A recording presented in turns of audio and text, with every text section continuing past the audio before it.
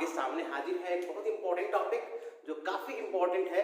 किस पर्सपेक्टिव से? ग्रामर के पर्सपेक्टिव से। अगर देखिए स्पोकन इंग्लिश के पर्सपेक्टिव से, यानी हर पर्सपेक्टिव से ये काफी इंपॉर्टेंट टॉपिक है। चलिए सीधे आते हैं हम लोग मुद्दे पे। टॉपिक का नाम है वर्ब। इससे जस्ट पहले वाले वीडियो में मैंने आपको सब्जेक्ट के बारे में पढ़ाया था कि सब्जेक्ट क्या होता है। उसके बारे में मैंने पूरी तरह से बता दिया था कि सब्जेक्ट सेंटेंस को लीड करता है। उस वीडियो के रिगार्डिंग मैं लिंक आपको इस वीडियो में डाल दूंगा, आप देख लीजिएगा। अगर नहीं देखे तो वर्ब पे हम लोग आते हैं कि वर्ब हम किसे कहते हैं। बहुत ही इंपॉर्टेंट टॉपिक है और एकदम रिलैक्स होकर के पढ़िए, समझिए। देखिए सेंटेंस की जब हम शुरुआत करते हैं तो सेंटेंस, जब हम कोई भी सेंटेंस फॉर्म करते हैं, कोई भी सेंटेंस जब हम बनाते हैं तो उसमें तीन चीज काफी इंपॉर्टेंट होता है, काफी मायने रखता है। एक तो सबसे पहले सब्जेक्ट जो हर जगह आएगा, दूसरा जो इंपॉर्टेंट चीज है वो वर्ब, और तीसरा जो इंपॉर्टेंट चीज है वो है ऑब्जेक्ट। ठीक है, ये तीन चीज क्या है आपका काफी इंपॉर्टेंट है। तो सब्जेक्ट के बारे में तो हम लोग पहले ही डिस्कस कर चुके हैं, इससे जस्ट पहले वाली वीडियो में, आप उसको देख लीजिएगा अगर नहीं देखे हैं तो। दूसरा जो टॉपिक है हमारे लिए वो क्या है? वर्ब। ठीक है, आप जो भी दुनिया में सेंटेंस बोलते हैं 90% सेंटेंस में जो है ये दोनों चीज का होना जरूरी हो जाता है। चलिए आज का जो हमारा टॉपिक है वो क्या है? सब्जेक्ट के बाद वर्ब। तो चलिए शुरू करते हैं हम लोग वर्ब के बारे में कि वर्ब क्या चीज है, कैसे इसका इंग्लिश में इस्तेमाल होता है, इस लैंग्वेज में इस्तेमाल होता है, काफी ज्यादा मायने रखता है। क्योंकि देखिए सब्जेक्ट बोलते हैं काम करने वाले को, और जहां काम करने वाला होगा वहां तो काम होगा ही होगा। अगर मुझे पढ़ाना है तो मैं क्या बोलूँ, कोई मुझसे पूछे सर आप क्या करते हैं, तो मैं बोलूंगा मैं इंग्लिश पढ़ाता हूँ। तो सब्जेक्ट मैं हूँ, क्योंकि काम करने वाला कौन है? मैं हूँ। तो जब तक काम नहीं होगा, पढ़ाना नहीं होगा, तब तक मेरा होना पॉसिबल है? नहीं है, क्योंकि जहां सब्जेक्ट है वहां काम है, जहां काम है वहां सब्जेक्ट है। ठीक है, तो देखिए शुरू करते हैं हम लोग वर्ब के बारे में। वर्ब को हम लोग बोलते हैं, दूसरे अगर वर्ड में बोले तो एक्शन बोला जाता है। क्या बोला जाता है? Action, ACTION, action. ठीक है, एक्शन मतलब समझेगा है ना। एक्शन मतलब हो गया काम, एक्टिविटी, है ना। तो इसको अगर हम डिफाइन करेंगे तो क्या कहेंगे? Your action is called verb. Your action is called verb, यानी कि आपका काम ही क्या कहलाता है? वर्ब कहलाता है। देखिए ग्रामर के बारे में हम लोग ने क्या स्टडी किया है? ग्रामर वैसे बुक है जो हमें पूरे इंग्लिश को क्या करता है? कंट्रोल करने का काम करता है, यानी एक इंग्लिश का लॉ बुक हो गया। जैसे हमारे देश को चलाने के लिए संविधान है, उसी तरह से इंग्लिश को कंट्रोल करने के लिए किस तरह से आप अच्छा एक बेहतर इंग्लिश बोले, किस तरह से एक बेहतर इंग्लिश पढ़े, किस तरह से बेहतर इंग्लिश लिखे, उस सब का कंट्रोलिंग किसके पास रहता है? ग्रामर के पास रहता है। तो ग्रामर ने बोला कि अब आप काम को काम न बोले, अब आप काम को काम न बोले। जैसे कोई बोलेगा खेलना, कूदना, बैठना, पढ़ना, पढ़ाना, सोना, जाना, मरना, मारना, ये सबको आप क्या बोले? तो ग्रामर ने बोला कि वर्ब बोलिए। जैसे क्या होता है दुनिया में वो हर चीज है, सबका क्या है? नाम है, तो नाम रख दिया गया। जैसे जब कोई आदमी पढ़ाने वाले काम में है, मैं पढ़ाता हूँ, कोई दूसरा टीचर पढ़ाता है, तो पढ़ाने वाले को क्या नाम रख दिया गया? टीचर रख दिया गया। जो किसी का ट्रीटमेंट करता है, इलाज करता है, उसे डॉक्टर बुलाते हैं। गाड़ी चलाने वाले को हम लोग ड्राइवर बुलाते हैं। तो एक नाम रखा जाता है। तो ग्रामर ने भी क्या किया? नाम रख दिया किसका? काम का। ग्रामर ने बोला कि अब से यहाँ से आपको कोई भी काम नजर आए, आप उसे क्या बुलाएंगे? वर्ब बुलाएंगे। क्या बुलाएंगे? वर्ब। बहुत सारे बच्चे इसको प्रोनाउंस करते हैं वर्ब, है ना। इसे वर्ब नहीं, इसे वर्ब बुलाते हैं। इंग्लिश में कोई ऐसा वर्ड ही नहीं है जिससे मतलब ब का साउंड आए, है ना। इसे वी से फॉर नहीं होता, वो होता है ना। तो आपका काम ही क्या कहलाता है? वर्ब कहलाता है। यहाँ तक तो समझ में आ गया। अब देखिए ग्रामर ने इसको दो हिस्से में क्लासिफाइड किया। बोला कि देखिए जब अगर आप किसी वर्ब की बात करेंगे तो ये वर्ब दो तरह का होगा। कितने तरह का होगा? दो तरह का होगा। ये दोनों काफी इंपॉर्टेंट होता है इंग्लिश बोलने में, है ना। एक को हम लोग बोलते हैं हेल्पिंग वर्ब। कौन वर्ब? Helping verb. ठीक है, इसी को दूसरे वर्ड में दूसरे तरह से अगर बोले तो आप ऑक्सिलरी वर्ब भी बोल सकते हैं। ठीक है, दूसरा जो है वो है आपका मेन वर्ब। कौन सा वर्ब? Main verb. ठीक है, दो वर्ब है, एक है हेल्पिंग वर्ब, एक होता है मेन वर्ब। देखिए सेंटेंस के लिए दोनों जरूरी है। ठीक है, जितना जरूरी हेल्पिंग वर्ब है उतना ही जरूरी मेन वर्ब है, और जितना जरूरी मेन वर्ब है उतना ही जरूरी हेल्पिंग वर्ब है। यानी अगर आप कोई सेंटेंस बना रहे हैं उसमें सब्जेक्ट आ रहा है, सब्जेक्ट के साथ वर्ब आ रहा है, तो गारंटी है कि हेल्पिंग वर्ब आएगा, और जब हेल्पिंग वर्ब होगा तो गारंटी है कि मेन वर्ब होगा। ये 95% 99% केस में अगर आप देखें तो ये होता है। कभी कभी क्या होता है ना, बिना हेल्पिंग वर्ब के मेन वर्ब आया, तो समझिए कि 1% केस में आप समझ लीजिए 1% केस ऐसा होता है जिसमें हेल्पिंग वर्ब आपका नहीं आता है, डायरेक्ट क्या आता है आपका मेन वर्ब आ जाता है। अब हम समझिए इसका काम क्या है। जैसे आप कोई बिजनेस करते हैं, बड़ा सा बिजनेस दुकान है, तो आपके दुकान में क्या होता है, स्टाफ भी होता है, क्योंकि आप बड़ी लेवल का बिजनेस कर रहे हैं तो हर चीज को आप आसानी से कंट्रोल नहीं कर सकते, तो आप किसको रखते हैं, हेल्पर को रखते हैं। उसी तरह से सेंटेंस में जब हम कोई सेंटेंस बोलते हैं तो सब्जेक्ट होता ही होता है, वर्ब भी होगा और ऑब्जेक्ट भी होगा। तो अगर वो बड़ा सेंटेंस है तो सेंटेंस में सब्जेक्ट के साथ आपका हेल्पिंग वर्ब भी आएगा और मेन वर्ब भी आएगा। और 1% सेंटेंस होता है जिसमें बिना हेल्पिंग वर्ब के बन जाता है। कभी कभी ऐसा होता है कि आपका बिजनेस ऐसा है कि आप अकेले ही कंट्रोल कर लेते हैं, तो उसी केस में आप समझ लीजिए। तो ये हेल्पिंग वर्ब समझ लीजिए एक तरह से हेल्पर है, और ये मेन वर्ब सेंटेंस का क्या है, मालिक हो जाता है, यानी वर्ब का क्या होता है, मालिक हो जाता है। अब हम समझते हैं हेल्पिंग वर्ब को, कौन कौन हेल्पिंग वर्ब, ठीक है। तो हेल्पिंग वर्ब में हम आपको अगर बांटे इसको तो ये दो हिस्से में बढ़ जाएगा। एक को हम लोग बोल सकते हैं सिंगुलर हेल्पिंग वर्ब, यानी अकेला हेल्पिंग आने वाला हेल्पिंग वर्ब, और दूसरे को हम लोग बोल सकते हैं प्लूरल हेल्पिंग वर्ब। दो वर्ब होगा आपका, हेल्पिंग वर्ब कितने तरह का होगा, दो verb, singular helping verb, plural helping verb. और दूसरा जो मेन वर्ब है इसको भी हम लोग दो हिस्से बांटेंगे, है ना।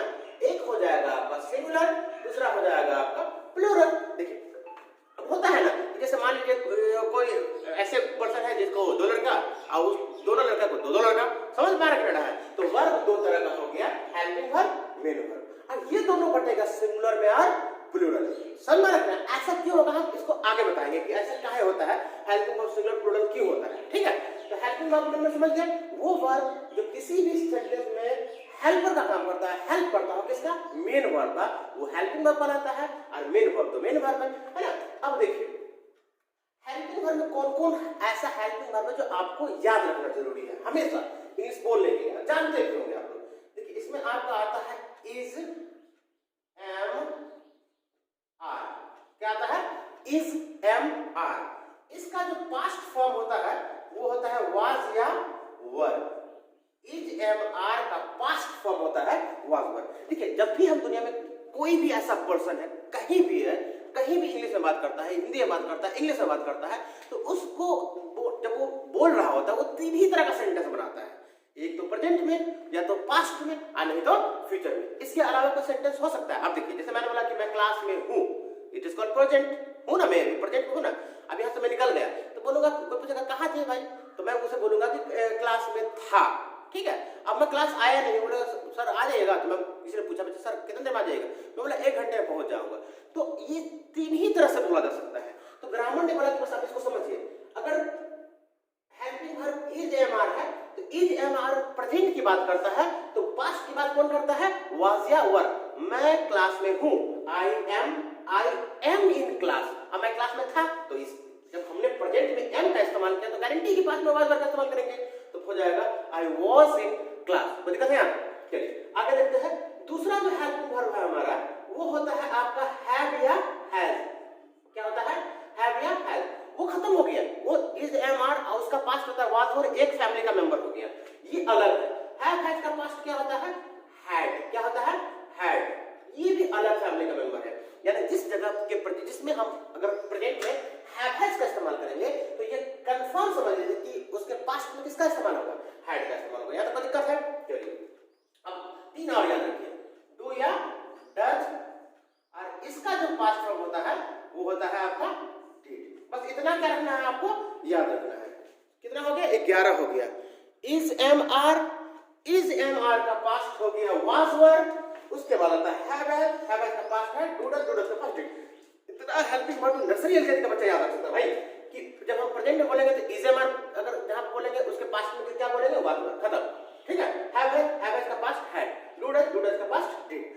अब इसको हम लोग बांटते हैं किसमें, सिंगुलर में और प्लूरल। अरे भाई ये तो आपका एक लिस्ट हो गया ना, ये सिंगुलर कौन होगा, प्लूरल कौन होगा, ये तो इंपॉर्टेंट है जानना ना भाई, कि किस सब्जेक्ट के साथ कौन हेल्पिंग वर्ब का इस्तेमाल होगा। अब देखिए इज, एम, आर में कौन सिंगुलर होगा, तो ये दोनों चला आएगा सिंगुलर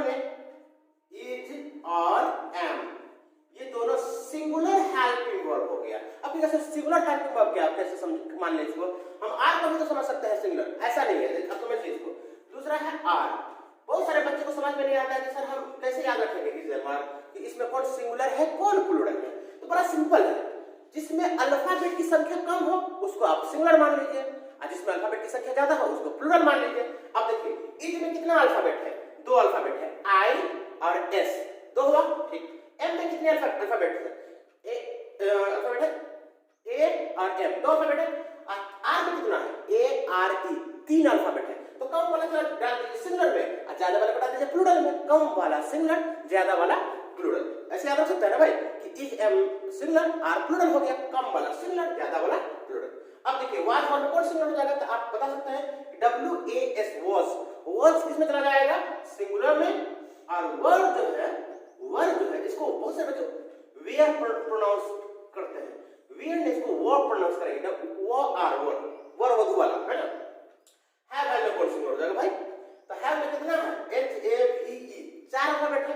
हैव में कितना है, 3 अल्फाबेट है। तो कम वाला कौन हुआ, हैव ना, तो हैव आपका आ गया सिंगुलर में, और हैव किस में चला जाएगा भाई, प्लूरल में। कोई दिक्कत है, कम वाला ज्यादा वाला कर रहे हैं। अब हैड को देख लीजिए, हैड किस में जाएगा, हैड का पास्ट कितना है, एक ही है। अब इसको क्या कीजिएगा, आप इसको तो काट छाट नहीं कर सकते। जैसे हम लोग क्रिकेट खेलते थे तो क्या होता था, जैसे 5-5 लड़के का टीम बना ली मोहल्ले में, तो होता क्या था कि 5-5 लड़के बट गए, और जैसे ही क्रिकेट खेलना शुरू करते थे दूसरा नया लड़का आ गया, एकदम मोहल्ला का सबसे खच्चर लड़का, एकदम खच्चर बदमाश, एकदम बदमाश कैटेगरी का लड़का होता।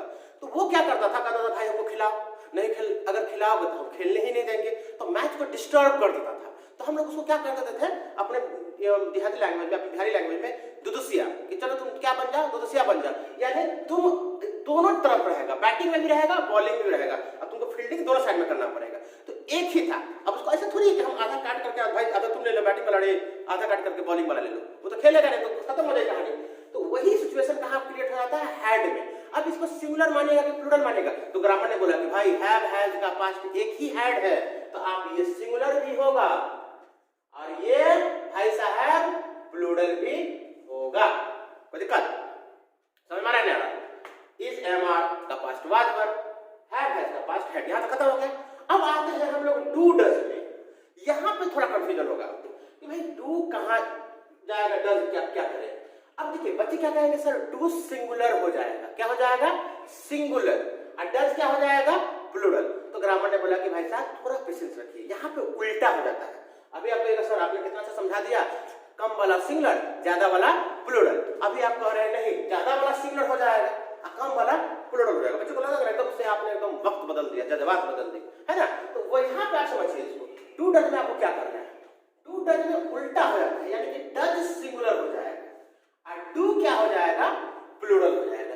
ऐसा क्यों हुआ ये हम आपको बस तुरंत बता रहे हैं।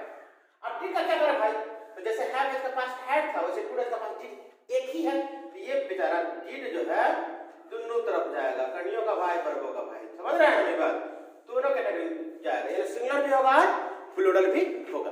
अब आपका क्वेश्चन होगा सर इज एम आर में हमको समझ में आ गया, कम वाला सिंगुलर ज्यादा वाला प्लूरल, कम वाला सिंगुलर, समझाने के लिए मैंने बताया। ऐसे जो बच्चे की बेसिक अंडरस्टैंडिंग है वो समझते हैं इस बात को, जो एकदम फ्रेशर होते हैं उसको दिक्कत हो जाती है। यहाँ पे आपको क्वेश्चन होगा सर डज क्यों सिंगुलर हो गया और डू क्यों प्लूरल हो गया। होना तो चाहिए था डू को सिंगुलर, क्योंकि डू में डी और ओ दो ही अल्फाबेट है, और डज में कितना है 4 है, तो 4 वाला सिंगुलर हो गया भाई साहब, कम वाला को प्लूरल कहते हैं। समझ में आ रहा है? इसको समझने के लिए आपको इससे समझना है, किसको, मेन वर्ब को। हेल्पिंग में समझ आ गया, is am are was, is am are का पास्ट कैसे याद रखिएगा, इज एम आर का past was were, have has का पास्ट हैड, डू डज का पास्ट डिड, यहां तक कोई दिक्कत नहीं। अब हम लोग मेन वर्ब को समझते हैं कि इसमें आपका एक कांसेप्ट क्लियर हो जाएगा।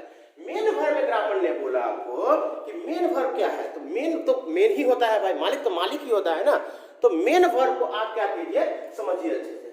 अब इसमें हम किसको बोलेंगे, मेन वर्ब। अब देखिए मेन वर्ब में जब हम कुछ वर्ड बोलते हैं, जैसे बोलते हैं खेलना, जैसे मैंने बोला कि मैं क्रिकेट खेलता हूं, तो सब्जेक्ट मैं हूं, अब खेलना क्या कहलाएगा, वर्ब कहलाएगा।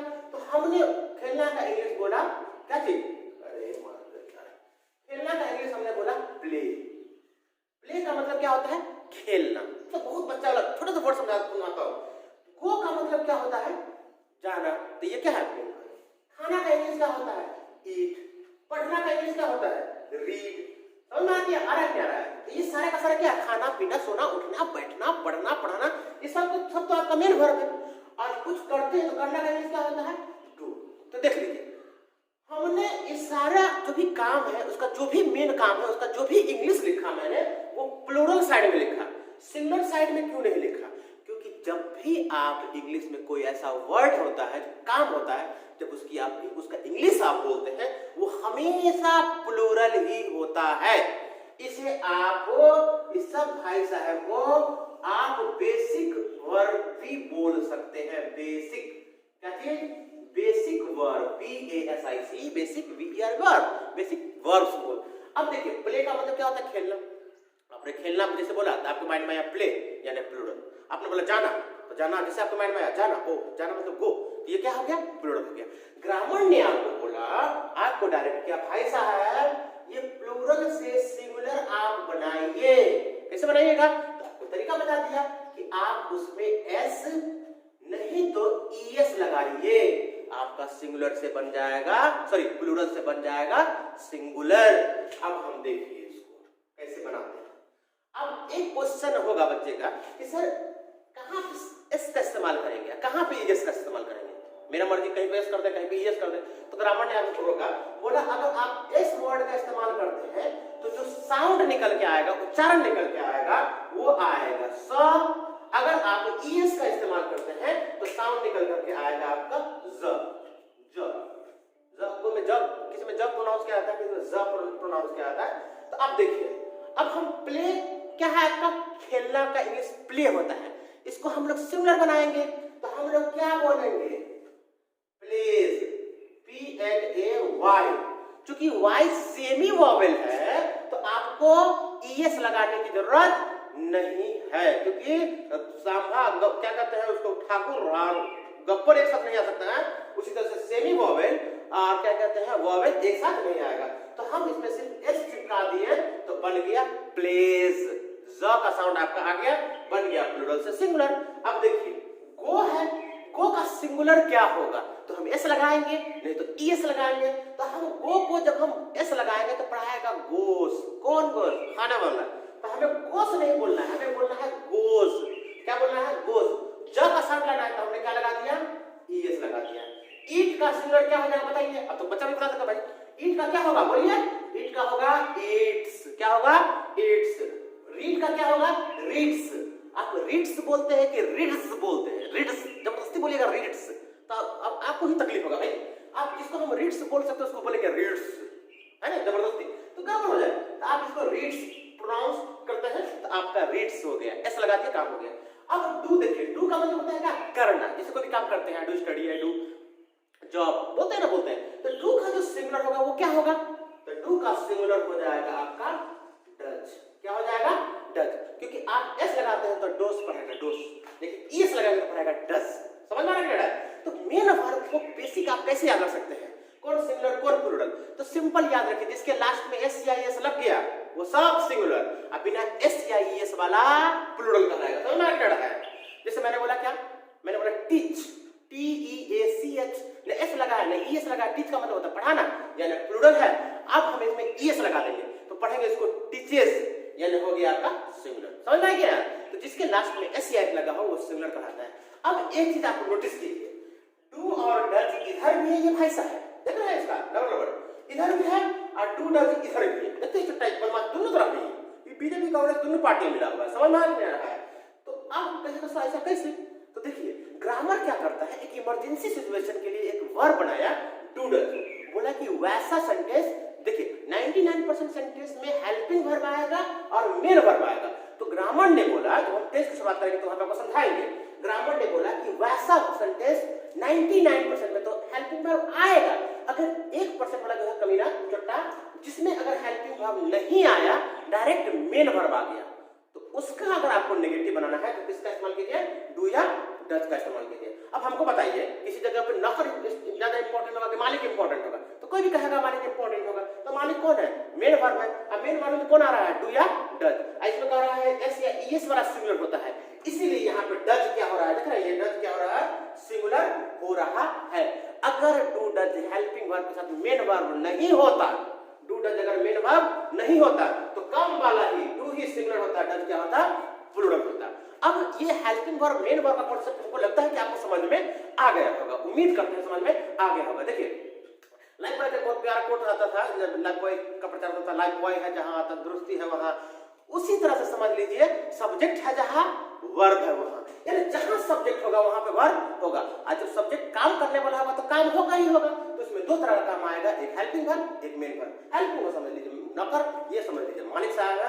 हेल्पिंग वर्ब 99% सेंटेंस में आएगा, बस इतना हेल्पिंग वर्ब याद रखिए। शैल विल है फ्यूचर का, तो हम लोग जब फ्यूचर पढ़ेंगे तो उतना ही देखेंगे। इज एम का past was were, have has का पास्ट हैड, डू डज का पास्ट डिड। मेन वर्ब में सिंगुलर हो गया एस वाला, plays goes comes eats watches, कुछ भी बोलिए एस वाला है सिंगुलर, बिना एस वाला है प्लूरल। तो उम्मीद करते हैं कि आपको ये वर्ब का कॉन्सेप्ट क्लियर होगा। फिर हम नेक्स्ट वीडियो मिलते हैं, तब तक के लिए बाय, लव यू ऑल।